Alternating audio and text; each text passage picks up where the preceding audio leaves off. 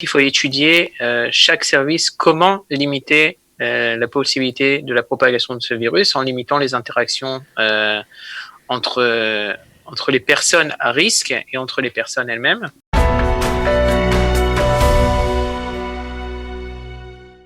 Il est docteur en microbiologie, il s'appelle Jonathan Lelouch et je crois qu'il nous entend. Bonjour Jonathan. Bonjour.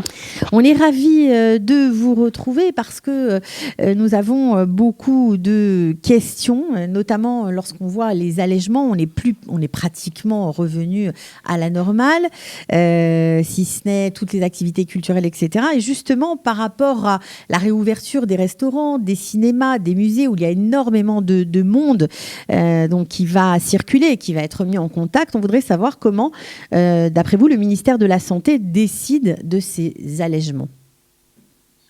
Je pense qu'en fait, il y a une décision générale qui a été prise de revenir à une vie normale et à redonner à la population le droit d'accéder à tous les services basiques dont on peut avoir accès. Maintenant, en fait, il faut étudier chaque service, comment limiter la possibilité de la propagation de ce virus en limitant les interactions entre les personnes à risque et entre les personnes elles-mêmes. Donc, en fait, je pense que le ministère de la Santé étudie avec chaque domaine et chaque personne qui est concernée par les domaines. Ce serait par exemple les autobus, les trains, les cinémas, les théâtres. Chaque institut est en fait responsable, en partenariat avec le ministère de la Santé, de créer un système qui est propre à lui pour limiter la propagation du virus. Mais alors, parfois, on ne comprend pas très bien si ce retour justement de vie à la normale n'empiète pas sur notre santé, parce qu'on pense notamment à la décision de Mireille Regev qui nous expliquait que, aux heures de pointe, dans les autobus, on allait enlever la limitation à 20 personnes et laisser tout le monde monter. Donc, on se demande vraiment si c'est le retour à la normale à tout prix ou si notre santé est quand même prise en compte. Je pense que la santé est prise en compte, mais bon, à la fin, il faut trouver une balance entre le virus et l'économie. Et je pense que rien que l'avenir ne nous dira si dans certains domaines les décisions étaient un peu trop rapides ou un peu trop lentes. Je pense que rien qu'à ce moment-là, on sera apte à donner une vraie réponse. De même que le moment où l'État d'Israël, le ministère de la Santé, a décidé de fermer les frontières et l'aéroport, on ne savait pas à ce moment-là si la décision était trop stricte à l'époque. Et rien qu'aujourd'hui, on voit vraiment l'importance d'avoir fermé l'aéroport très tôt. C'est ce qui nous a permis de limiter vraiment la propagation du virus en Israël. Alors, par ailleurs, alors que dans d'autres pays, on parle d'une deuxième vague, vu les chiffres très bas en Israël, certains disent que cette deuxième vague ici n'aura pas lieu, d'autres nous la prédisent pour l'hiver. Quel est votre sentiment ? Je pense que c'est tout à fait logique de penser qu'il est possible d'avoir une deuxième vague en hiver. Parce qu'en fait, certains virus sont très saisonniers. Et l'hiver est très propice à tout ce qui est virus de la grippe et autres virus. Donc, c'est sûr que l'État doit être prêt, et le ministère de la Santé doit être prêt à gérer en hiver une possible deuxième vague de contamination. Est-ce qu'elle va vraiment se passer ? Je pense que c'est aussi notre responsabilité de respecter les règles. Et je pense qu'on peut la limiter jusqu'au fait de ne pas en avoir, si on respecte les règles et on a une certaine rigueur personnelle.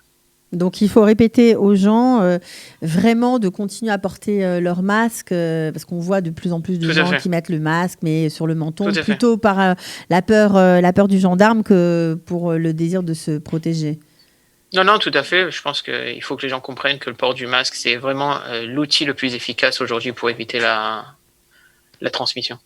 Alors, j'ai une autre question à vous poser parce que il y a bien sûr, on parle de 300 000 morts en raison du coronavirus et c'est un chiffre qui fait écho aux effets secondaires des médicaments puisqu'on sait que il y a par ces effets secondaires environ 300 000 morts chaque année.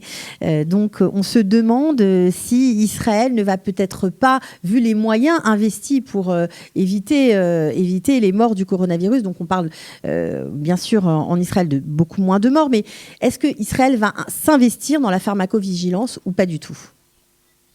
Je pense qu'en Israël, il y a déjà une pharmacovigilance qui existe. Elle est basée surtout sur les données qui sont créées par le FDA américain en général.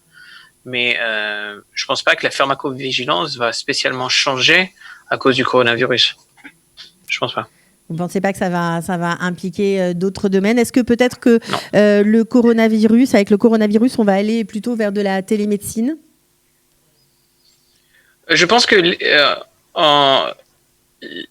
l'humanité a connu aujourd'hui les avantages de tout ce qui est télémédecine et création de soins à distance. Je pense que dans certains cas, ça a été en fait une solution obligatoire, mais qui n'est pas forcément envisageable dans le futur. Mais je pense que dans pas mal de domaines, l'utilisation de tout ce qui est télémédecine, téléconférence, télédiagnostic va être beaucoup plus utilisée. Ok, et puis pour finir, on voudrait savoir si vous pouvez nous faire un petit point sur les vaccins en cours. On a vu qu'un laboratoire israélien a été hacké. On se demande si ça a été hacké parce qu'on approche d'une solution ou est-ce qu'il y a un traitement qui va être finalement choisi? Où on en est? Alors, il faut vraiment être logique. La création des vaccins prend du temps. Bien sûr. La création du vaccin va prendre encore 1, 2, 3 ans. Je serais logique de dire que le vaccin sera prêt dans les 2 à 5 ans à venir. Et de là, après, à vacciner la population mondiale, ça va prendre encore quelques années. Donc, pour être aussi apte à produire de telles quantités, je pense que la population mondiale et israélienne sera vaccinée de façon naturelle à 80 ou 90% dans les 2 prochaines années à venir. Donc, il y aura une balance. Est-ce que le vaccin sera économiquement rentable ou alors la population sera vaccinée avant l'introduction du vaccin? C'est mon avis personnel. C'est votre avis personnel. Bon, écoutez, en tout cas, merci docteur Jonathan Lelouch de nous avoir répondu ce matin. On vous souhaite bonne continuation. Merci. À bientôt. À bientôt. À bientôt. Pour tout savoir sur le coronavirus en Israël, les recommandations officielles mises à jour, les aides au Olim et tous les services proposés par le gouvernement, les municipalités, Kalita et les associations francophones d'Israël, dans cette période de crise inédite, connectez-vous sur www.info-covid19-kalita.com.